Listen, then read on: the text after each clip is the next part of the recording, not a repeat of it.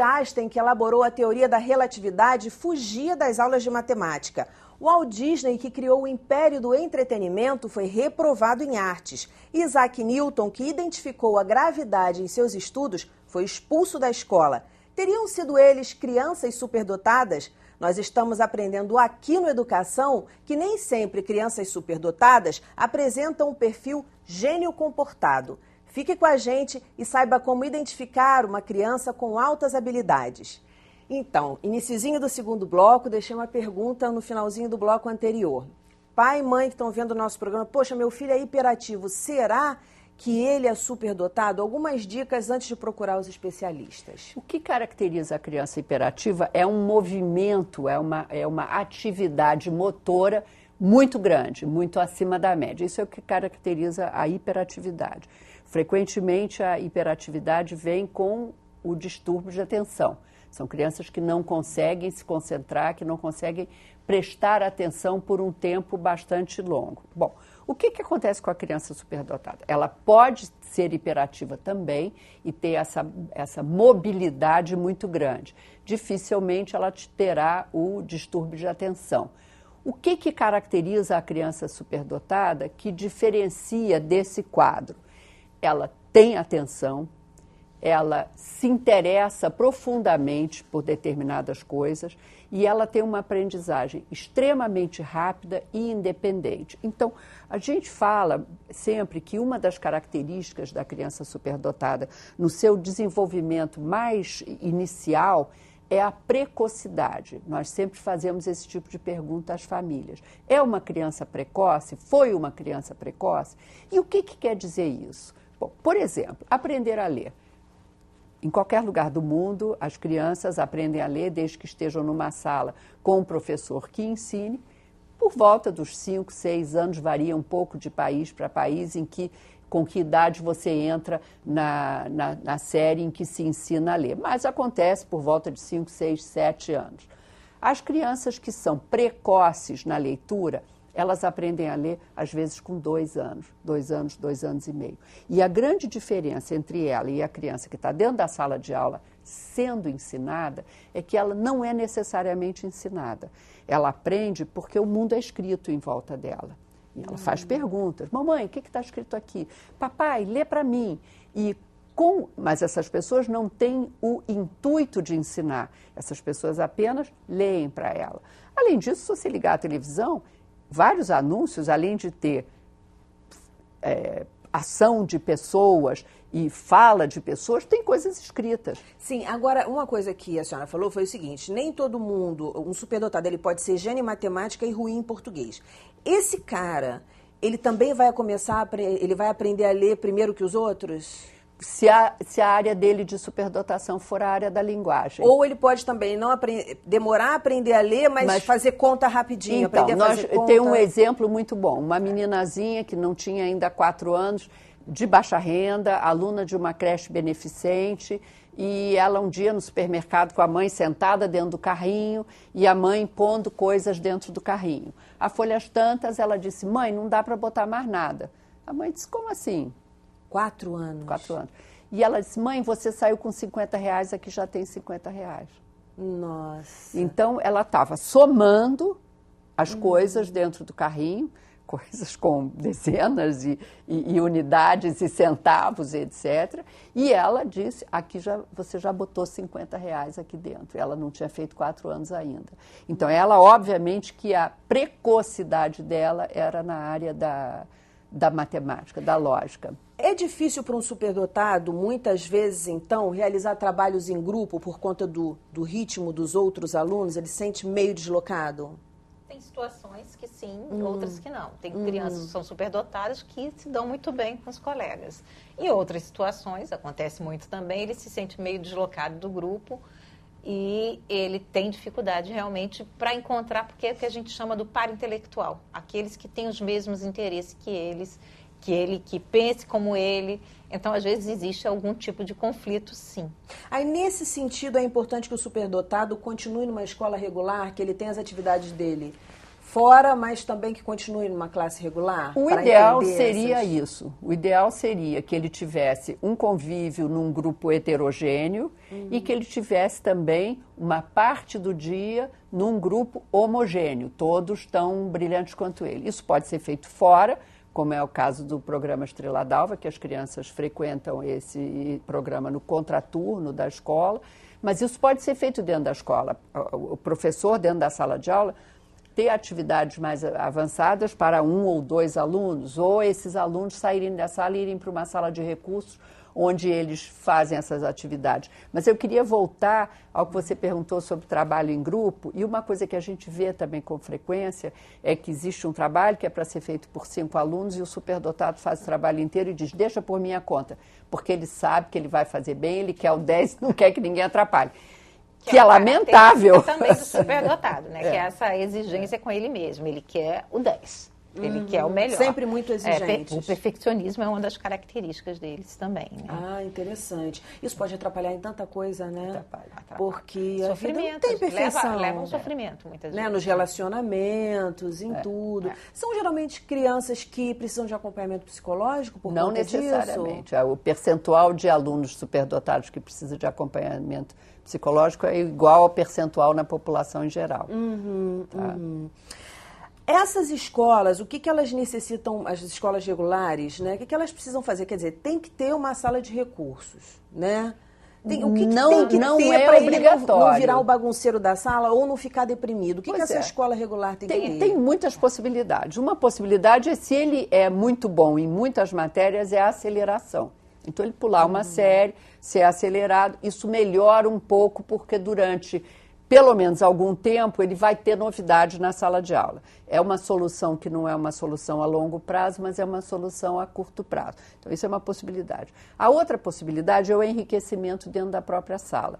E óbvio que para acontecer isso, o professor tem que ser ajudado, primeiro ele tem que ter a formação para isso, segundo ele tem que ser ajudado de alguma maneira pela própria instituição, que é o caso do aluno superdotado ter atividades diferenciadas para ele. Então, ele pode estar, todo mundo está trabalhando com o livro de matemática de 3º ano e ele está trabalhando com o livro de matemática de 4º ou de 5º, dentro da sala de aula, ou saindo só nesse horário, na hora de matemática, ele sai da sala dele e ele vai para uma sala em que o horário de matemática é o mesmo, mas que ele está 1 ou 2 anos na frente. Nós já tivemos alunos assim e que a escola topou a permitir essa saída de sala. Essa flexibilidade. A gente tem um exemplo do menino que ele tinha 5 anos, já tinha sido acelerado, estava numa turma de 1º ano, a turma estava aprendendo a ler. Ele já lia livros, ele ficava 1 hora, 1h30 lendo um livro que fosse do interesse dele, numa linguagem já para adulto. Então, em muitos momentos, ele ia para a biblioteca, quando tinha alguém disponível na biblioteca para ele, ou quando a escola, a gente já tinha orientado, né? A escola fez o seguinte, a turma de 4º ano, quando trabalhava a parte de estudos sociais e ciências, que eram áreas que ele já sabia bastante, ele saía da sala dele, ele tinha aula junto com os meninos do 4º ano, nesse horário, e voltava depois para a sala dele. Então, é uma maneira de se fazer dentro da própria escola. Entendi. Agora, é um desafio para o professor, né? Existe uma formação específica para o professor trabalhar com superdotados? Quase nenhuma. Quase nenhuma. Você vê, por exemplo, dentro do curso regular da pedagogia, dificilmente você vai encontrar uma disciplina que trate de educação altas habilidades, específica para altas habilidades de superdotação. Você encontra educação especial. E aí ela estaria dentro da educação especial. Hoje, no Brasil, a gente tem alguns cursos de especialização na área de altas habilidades de superdotação. E em nível de mestrado, você vai fazer o mestrado em educação especial ou numa área de inclusão. E aí tem uma área de pesquisa que é para o superdotado. Mas não existe, assim, aquela coisa preparada já no currículo regular do formação de professor. Que isso, né, até existe, né, claro, os núcleos de atendimento de altas habilidades, que foi um incentivo do governo, do MEC, e que eles implementaram em vários estados brasileiros. Você vê países que realmente buscam esses alunos, incentivam a educação de uma qualidade mais avançada e mais especializada desses alunos, porque eles acham que esses alunos são uma riqueza nacional e que essas pessoas poderão desenvolver mais o país. Então, você vê isso, por exemplo, na Coreia. Né? A Coreia, primeiro, nos últimos 30 anos, deu um enfoque muito grande na educação de uma maneira geral, melhorou a qualidade da educação do país todo e, ao mesmo tempo, passou a procurar cientificamente, sistematicamente esses alunos, para dar a eles uma educação mais avançada, mais acelerada, para eles chegarem nas universidades mais preparados, mais cedo e poderem sair profissionais de uma categoria exemplar. Que o que fez? A economia da Coreia subiu assim rapidamente e vertiginosamente nesses 30 anos. Eles hoje em dia têm, por exemplo, a fabricação de carros, eles estão ali, já passaram na frente do Japão, o Japão voltou a passar na frente, mas enfim, em muito pouco tempo eles conseguiram isso. Esses alunos são uma riqueza nacional.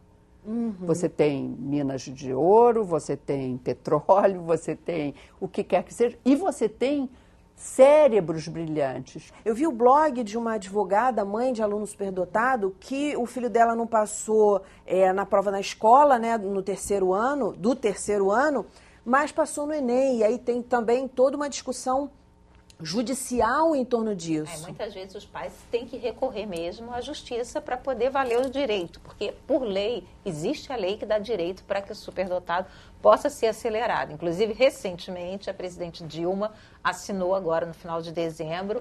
Lei 13.234. Essa alteração para que exista essa possibilidade. Numa escola, ela poder acelerar essa criança ou proporcionar um atendimento especializado para esse aluno superdotado. Sim, mas ele precisa necessariamente, por exemplo, para fazer um mestrado aqui, ou concluir, ter lá a conclusão de mestrado dele, o histórico escolar dele da graduação.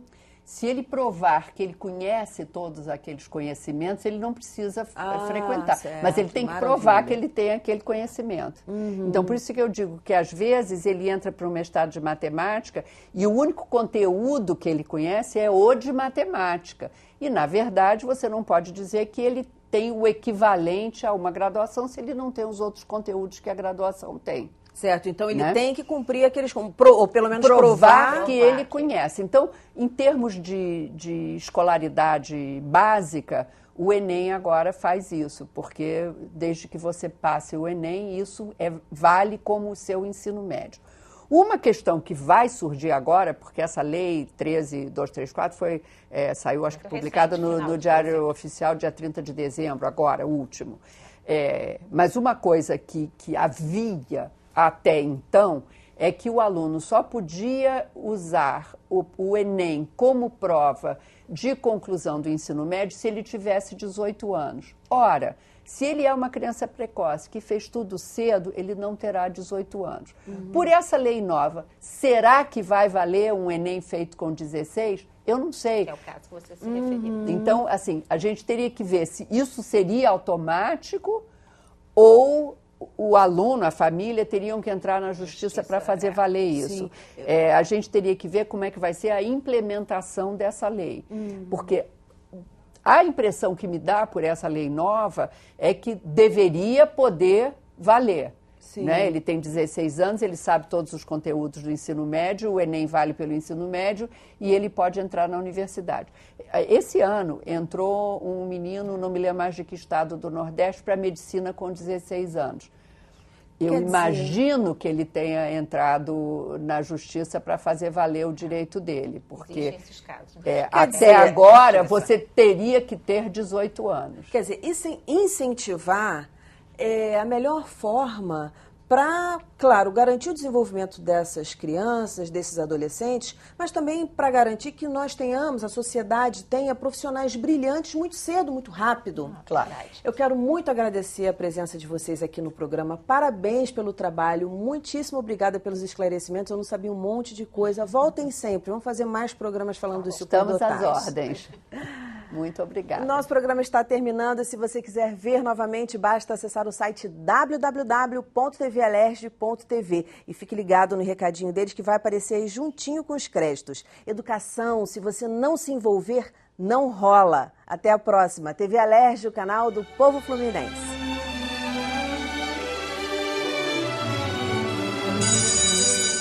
Eu gosto muito de ler.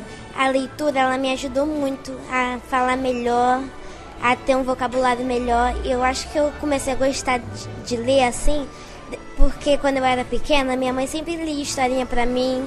Ela, agora que eu sei ler, pede pra eu contar histórias pra ela na hora de dormir. E é muito legal, isso me ajudou muito. E as professoras na escola ainda me ajudaram mais ainda, me emprestando livro. E um dos livros que eu mais gostei de ler foi Os Três Mosqueteiros, porque ele tem uma parte de suspense, ele é bem engraçado, é interessante, e eu gostei muito desse livro.